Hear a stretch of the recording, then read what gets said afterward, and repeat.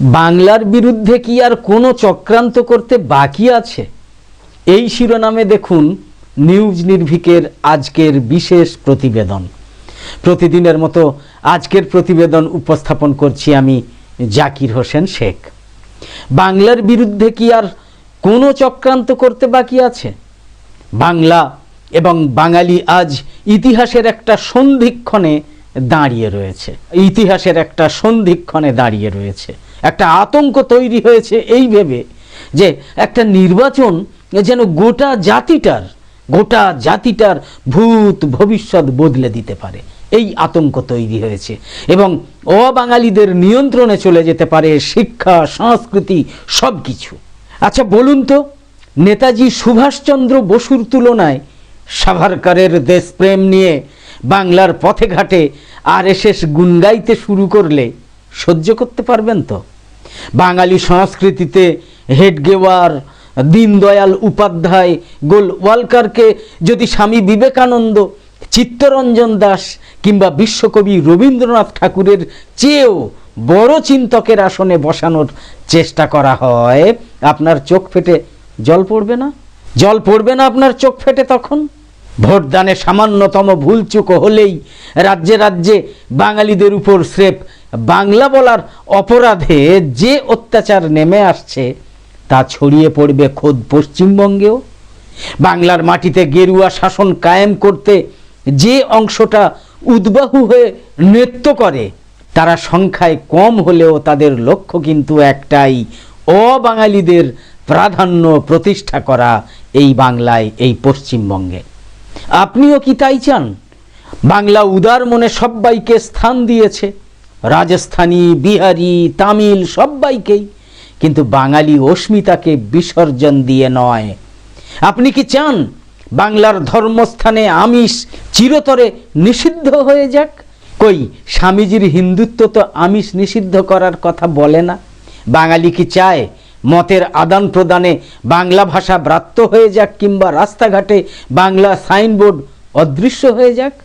নিজ ভূমে পরবাসী হয়ে থাকার অব্যক্ত যন্ত্রণা যদি আমদানি করতে না চান তাহলে মিথ্যা প্রলোভন সরিয়ে সতর্কভাবে ভোট দিন। 100 দিনের কাজের টাকা যারা আটকে রাখে তাদের হাতে বাংলার শাসনভার তুলে দেবেন না।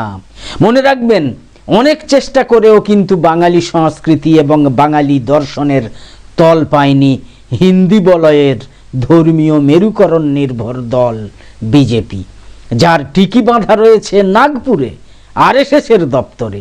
হিন্দি বলয়ের একাধিক স্থানে আমিষ পুরোপুরি নিষিদ্ধ হয়েছে, মাছ মাংস নিষিদ্ধ হয়েছে, বিশেষ করে রাজস্থানে। এর জেরেই তো সেখানে বিদেশি পর্যটক রেকর্ড সংখ্যায় কমে গিয়েছে। আর বাংলায় একবার এন্ট্রি পেলেই তারা দলবদলু, ব্যর্থ কবি, বহু বিবাহের অভিযোগে অভিযুক্তদের সরিয়ে বনশাল, সিং, তাওড়ে, শাহ, যোগী, বিজয়বর্গীয়দের রমরমা শুরু হবে। সরকার পরিচালিত হবে তখন এ রাজ্যের সচিবালয় থেকে নয়, দিল্লি থেকে, অবাঙালির স্বার্থ পূরণের লক্ষ্যে। ঠিক কিনা? দেখবেন তখন উন্নয়নের অজুহাতে বাংলার সম্পদ পাচার হবে অন্যত্র। ভোটার তালিকা সংশোধনের নামে জেলায় জেলায় ইতিমধ্যেই আগুন জ্বলছে। কাটোয়া, বেলডাঙ্গা, চাকুলিয়া, ইটাহার ভোটে জিততে তাদের পছন্দ মতো ভোটার বেছে নেওয়ার সর্বনাশা খেলায় মেতেছে বিজেপি। কিন্তু তারা ভুলে গিয়েছে যে বাংলা কিন্তু মোটেই বিহার নয়। এ রাজ্যের মানুষ গেরুয়া ফতোয়া এবং ফরমান দুই ব্যর্থ করে দেবে। ইতিমধ্যেই কেন্দ্রীয় এজেন্সি এবং নির্বাচন কমিশনকে শিকন্ডি করে বিজেপির দুটো চক্রান্ত কার্যত ব্যর্থ হয়েছে। এসআইআর নিয়ে বাড়াবাড়ি এবং আইপ্যাকের দপ্তরে হানা বুমেরাং হচ্ছে। গতবারের মতো তৃণমূল ভেঙে যোগদান মেলা বসিয়ে যে বিশেষ কোনো লাভ হবে না তাও জলের মতো পরিষ্কার। তবু ষড়যন্ত্রের জাল বোনার কিন্তু শেষ নেই। শেষ কি আছে? গেরুয়া দলের নির্বাচনী এজেন্ডা পূরণে বাংলা এবং বাঙালির বেশি সর্বনাশ করেছে এসআইআর।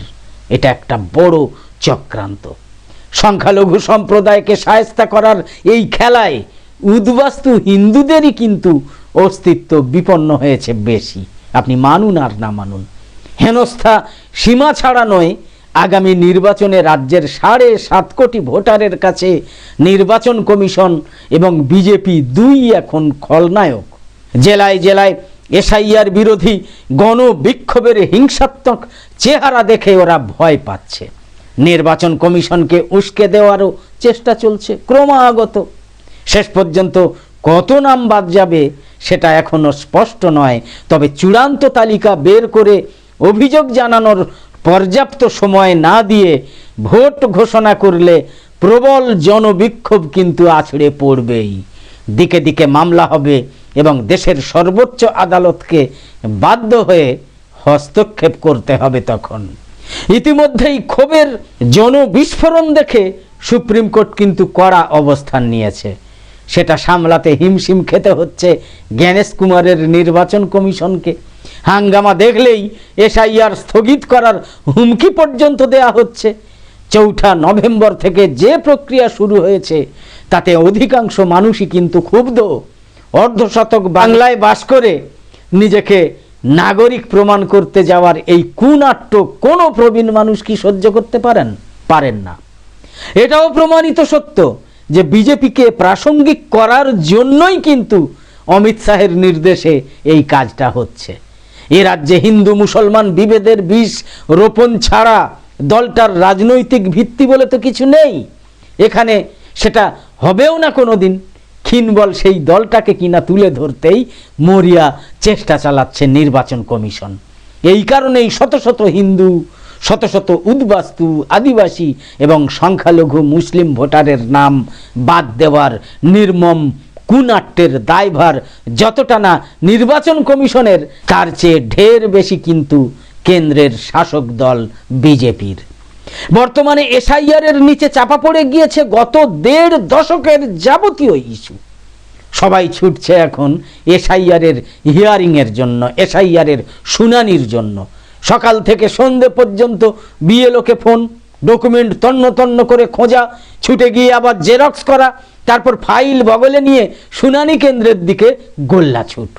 5-6 ঘন্টার লাইন, সাইড এফেক্ট, সময়ে প্রেসারের ওষুধ না খেয়ে প্রবীণদের অস্বস্তি, মাথা ঘোরা, পড়ে গিয়ে হাসপাতালে রাত্রিবাস। কে না বোঝে বিজেপিকে বাংলায় প্রাসঙ্গিক করার জন্যই কিন্তু নির্বাচন কমিশনের এই বেআয়াপনা। শেষ পর্যন্ত যদি বাদ যাওয়া ভোটারের সংখ্যাটা 70-75 লক্ষ অতিক্রম করে তাহলে এক প্রবল জনবিক্ষোভের মুখে পড়তে হবে কিন্তু বঙ্গ বিজেপিকেই। বাইরে থেকে আনা অবাঙালি নেতা, অবাঙালি মন্ত্রী শান্ত্রী, প্রভারী এবং গুটি কয়েক দল বদলু আর ব্যর্থ আরএসএস চিন্তককে নিয়ে বাংলার মানুষের নাড়ি টিপে দেখা কিন্তু মোটেই সহজ কাজ নয়, কিন্তু সেটাই যেন অতি বাহাদুরি বলে মনে করা হচ্ছে। বয়সের ভারে ঝুঁকে পড়া অতীত দিনের এক অভিনেতাও ঘুরপাক খাচ্ছেন, কিন্তু জেলায় আধা শহরে তাকে দেখতে সেই ভিড় কোথায়? তিনিও কি ধীরে ধীরে অচলদেরই দলে? গেরুয়া সংগঠনের দুর্বলতা ঢাকতেই আইপ্যাকের দপ্তরে কাক ভরে হানা দিয়ে তৃণমূলের প্রচার মেশিনারিকে পঙ্গু করার একটা চেষ্টা হয়েছিল, কিন্তু তাতে আখেরে রাজ্যের শাসক দলেরই সাপে বর হয়েছে, তৃণমূলেরই লাভ হয়েছে। এসআইআর বাড়াবাড়ি এবং আইপ্যাকের উপর আক্রমণ ইস্যুতে তৃণমূলের নিচুতলা যেভাবে সংঘবদ্ধ হয়ে নেমেছে তা 2 মাস আগেও কিন্তু দেখা যায়নি। তাই খোঁজ পড়েছে নতুন ষড়যন্ত্রের, যে এই ষড়যন্ত্রে তো কাজ হলো না, অতএব নতুন ষড়যন্ত্র করো। সেই ষড়যন্ত্রের খোঁজেই এখন হন্যে হয়ে রয়েছে অমিত শাহ অ্যান্ড কোম্পানি। কি সেই চক্রান্ত, কি সেই ষড়যন্ত্র? এখন বিজেপির পক্ষ থেকে মূলত 2টো জিনিস প্রচার করা হচ্ছে। এক হচ্ছে এসআইআর যদি সুষ্ঠুভাবে না সম্পন্ন হতে পারে সেক্ষেত্রে নাকি ভোট পিছিয়ে দেওয়া হবে। জানুয়ারি মাসের শেষে পৌঁছেও শুনানির বিস্তর বাকি। এখন 14ই ফেব্রুয়ারি চূড়ান্ত তালিকা প্রকাশ হওয়ার কথা ছিল, সেটা এখন অত্যন্ত কঠিন হবে। অন্তত 2 থেকে 3 সপ্তাহ পিছিয়ে যেতে হবে। সেক্ষেত্রে ভোটের নির্ঘণ্ট প্রকাশ মার্চ মাসের 2য় কিংবা 3য় সপ্তাহে পিছিয়ে যেতে পারে। এমনও প্রচার করা হচ্ছে আবার যে এসআইআরে বাধা সৃষ্টি করলে যে কোনো স্বীকৃত রাজনৈতিক দলের স্বীকৃতি বাতিল হতে পারে, তালিকা প্রকাশও নাকি স্থগিত হয়ে যেতে পারে অনির্দিষ্টকালের জন্য। বলাই বাহুল্য ভয় দেখাতেই কিন্তু এসব ফাঁকা আওয়াজ দেয়া হচ্ছে। কেউ আবার এমনও বলছেন যে 5ই মের মধ্যে গোটা নির্বাচনী প্রক্রিয়া সম্পন্ন করতে না পারলে রাজ্যে রাষ্ট্রপতির শাসনও নাকি অনিবার্য পরিণতি। দীনদয়াল উপাধ্যায় ভবনের হোমরা চোমরারা স্পষ্ট বুঝতে পারছে না যে ভোট পিছনো কিংবা রাষ্ট্রপতির শাসন জারির গল্পে চিড়ে বিশেষ ভিজবে না। এসবই পাগলের প্রলাপ। এগুলো হচ্ছে নিজেদের অক্ষমতা এবং সাংগঠনিক রক্তশূন্যতা আড়াল করার জন্য একটা কৌশল মাত্র। কারণ যথা সময়ে ভোট করানোই নির্বাচন কমিশনের দায়িত্ব এবং অগ্রাধিকার। বাংলায় তার অন্যথা হবে না, অন্যথা হতে দেওয়া যায় নাও। এই ধরনের জল্পনার কোনো সারবত্তা নেই। বিজেপি বিলক্ষণ জানে মমতা বন্দ্যোপাধ্যায়কে ব্যক্তিগত আঘাত করলে যে বিপরীত প্রতিক্রিয়া শুরু হবে তা সামলানোর সাংগঠনিক শক্তি কিন্তু তাদের নেই। 21 এবং 24-এর ভোটের ফলই তার প্রমাণ।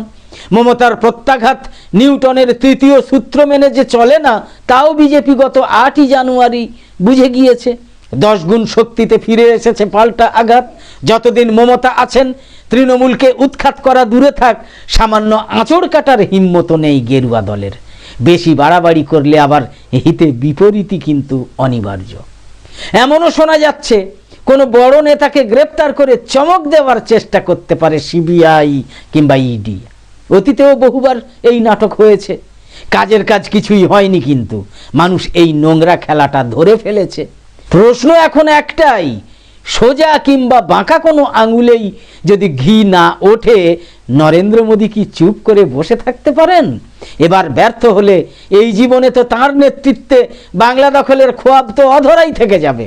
কিন্তু তিনি যে জিনগতভাবে একেবারে মার্কিন প্রেসিডেন্ট ডোনাল্ড ট্রাম্পের ভারতীয় সংস্করণ। ডোনাল্ড ট্রাম্পের চাই গ্রিনল্যান্ড আর নরেন্দ্র মোদীর চাই বাংলা। ডাভোসে ডোনাল্ড ট্রাম্প বলেছেন নিজে থেকে তুলে দিলে তিনি খুশি হবেন, আর না বললে চিরদিন মনে রাখবেন। স্বীকার করেছেন তিনি স্বেচ্ছাচারী। তার মানে তিনি স্বেচ্ছাচারী যে এটা তিনি নিজেই স্বীকার করেছেন।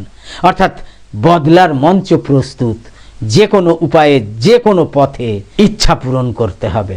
মোদিজির মন্ত্রও তাই, বিরোধী নিকেশ করা। ভোট চুরির অভিযোগকে দূরে ঠেলে দিয়ে মোদির একের পর এক রাজ্য জয় ছিল ভেনেজুয়েলা দখলের মতোই।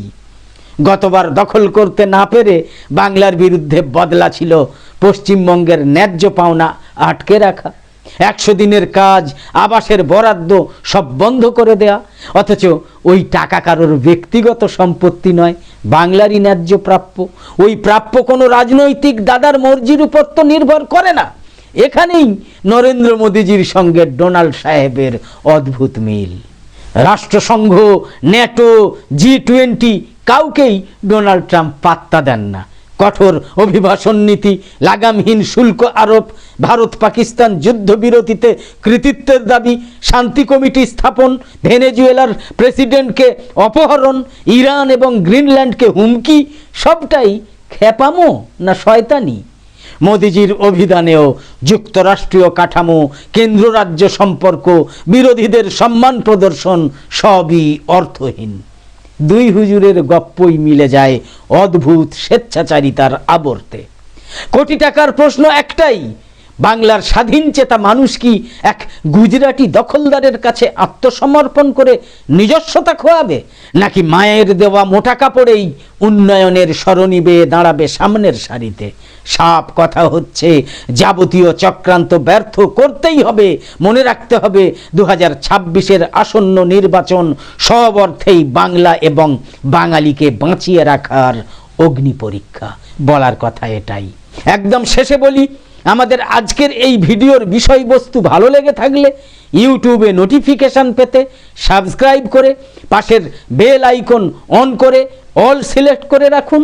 আর ফেসবুকে ফলো করে আমাদের আরও নতুন নতুন ভিডিও বানাতে এবং লাইভ সম্প্রচারে উৎসাহিত করতে লাইক, কমেন্ট এবং বেশি বেশি শেয়ার করে সঙ্গে থাকুন।